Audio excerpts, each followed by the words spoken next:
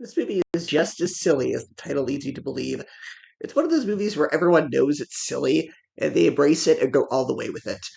What's unique is that the actors clearly know what type of movie this is, but they don't let the fact that they're in a low budget movie about a killer sloth stop them from actually giving good performances. They're just as dramatic and take it as seriously as if they were in the type of movie that this is a parody of.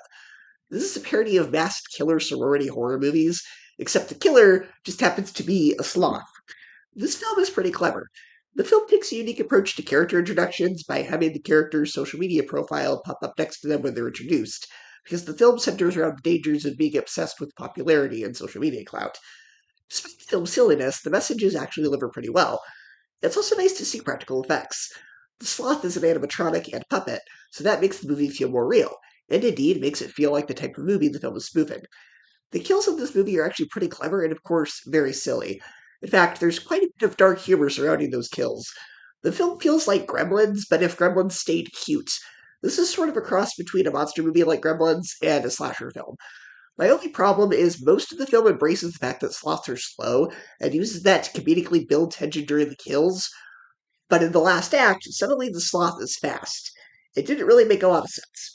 If you're looking for a silly yet still well thought out, well made movie, check out Slotherhouse on Hulu. It gets an A minus, 9 out of 10, and 4 out of 5 stars.